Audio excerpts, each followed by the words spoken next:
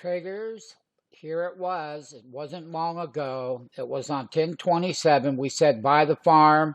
We were oversold. The stochastic was at as low as we've seen it in many years. We have a year-end rally, big Thanksgiving, Christmas rally. We went straight down, traders, and we have gone straight right back up. We called that low.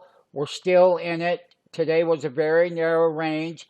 We are overbought in the overbought zone. We were extremely oversold when we called the lows and straight up had a profit in big rallies in the NASDAQ stocks. And boy, were they big. And there's more room to maybe go. We're hitting that wall of resistance. Sign up for the free 5-day trial. Also, subscribe to the YouTube channel. Make comments. There's a comment section. This is the time of year when we have big holiday rallies. This rally started like it does at the end of October. 35 years I've been trading, traders, and it happens this way every year.